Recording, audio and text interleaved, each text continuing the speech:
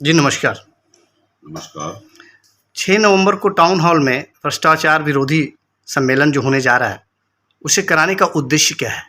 11 अक्टूबर 2022 को जयप्रकाश जी की पूरे देश भर में 120वीं जयंती मनाई गई। उसी क्रम में रांची में एक सेमिनार का आयोजन किया गया था। उसमें 1974 आंदोलन से संबंधित लोग आमंत्रित थे।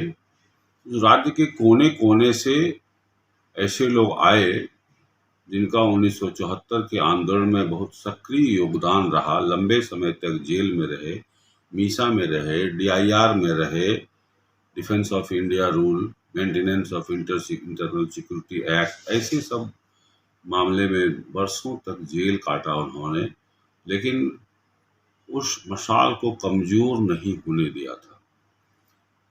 उन लोगों के सभी के सुझाव आमंत्रित थे उस सेमिनार में, और 74 के आंदोलन के साथियों के साथ साथ आज की युवा पीढ़ी भी आमंत्रित थी।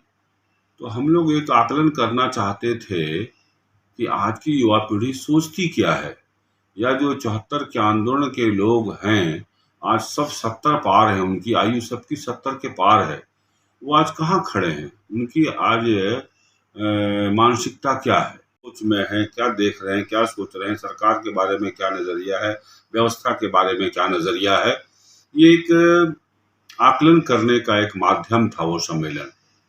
सभी के विचार आमंत्रित थे, हजारों लोग उस सम्मेलन में आए। मैं भी उस सम्मेलन में गया था। धनबाद से लगभग 2 दर्जन से अधिक लोग गए थे।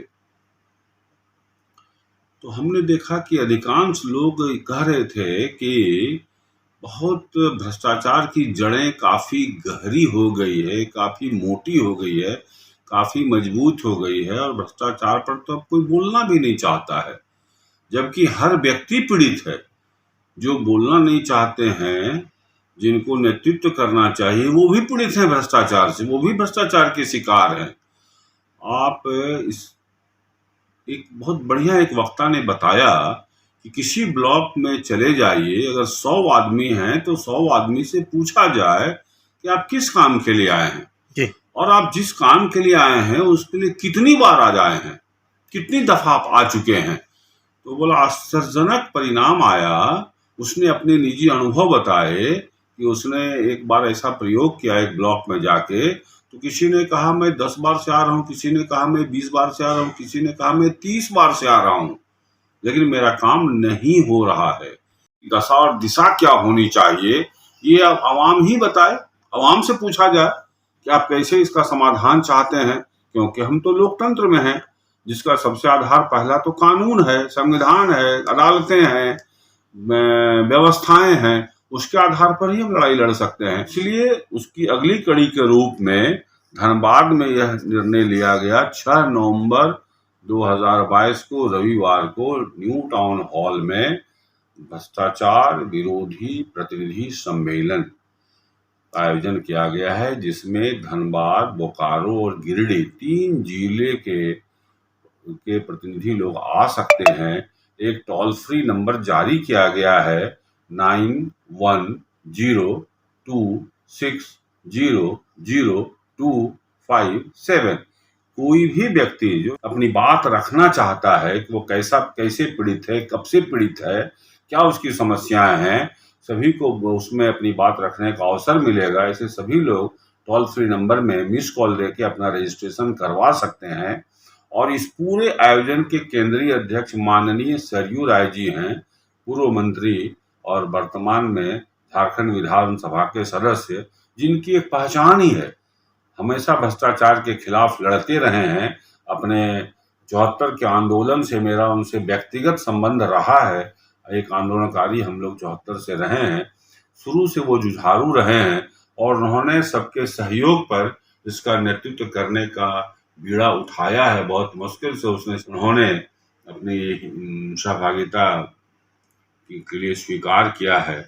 तो हम उन्हें बधाई भी देना चाहते हैं कि आज इस उम्र के पड़ाव में आकर और वो इस आंदोलन की अगुवाई के लिए तैयार हैं। वह उस दिन उपस्थित रहेंगे, पूरा कार्यक्रम उनके देख रेख में, उनके नेतृत्व में होगा। इसलिए आपके माध्यम से मैं अपील भी करना चाहता हूँ सभी से, वो आएं, अपनी बातों को रखें और एक दिशा दें, एक सुझाव दें कि क्या करना चाहिए मंच को, अगला कदम क्या होना चाहिए हमारा, कैसे इस बुराई के खिलाफ हम लड़ सकते हैं। तो हम चाहते हैं कि इसके माध्यम से कोई रास्ता निकले, कोई निदान निकले और आम आदमी को राहत मिले भ्रष्टाचार से। इन्हीं सब चीज़ों के लिए ये भ्रष्टाचार विरोधी प्रतिनिधि सम्मेलन का आयोजन 6 नवंबर को किया गया है। आप सभी सादर आमंत्रित हैं, अवश्य आएं और अपनी बातों को रखें और हम सबको भी एक दिशा देने का काम करें। आस्था का महापर्व छठ पूजा के लिए धनबाद वासियों के लिए आप क्या कहना चाहेंगे? सर्वप्रथम छठी मैया की आशीर्वाद हम सब पर बनी रहे। सभी को छठ पूजा के शुभकामनाएं। यह महान आस्था का पर्व है। यह प्रकृति से जुड़ा हुआ पर्व है। प्रकृति का महत्व कितना है यह हमें बताता है और इसमें भगवान भास्कर की पूजा होती है। अगर हम सब भगवान भास्कर को अपने जीवन में उतार लें तो शायद प्रकृति का सबसे बड़ा उपहार होगा। सूर्य बिना किसी भेदभाव के सभी व्यक्ति को समान प्रकाश देता है।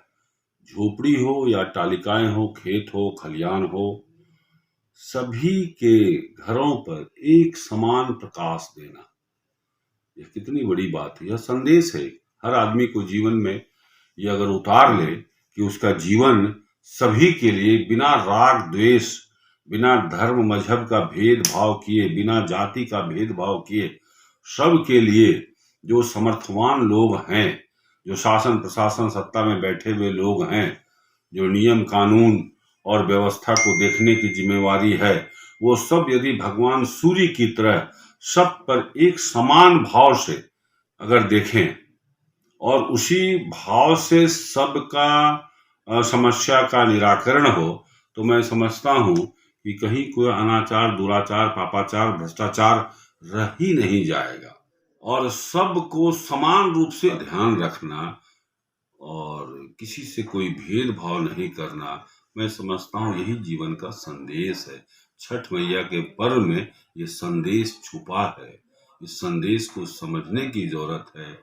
इन्हीं चंद शब्दों के साथ तमाम लोगों को छठी मैया का आशीर्वाद मिले, हम सबकी निरोग काया रहे, हम सब स्वस्थ रहें, कोरोना से मुक्ति मिले, यही कामना करता हूँ।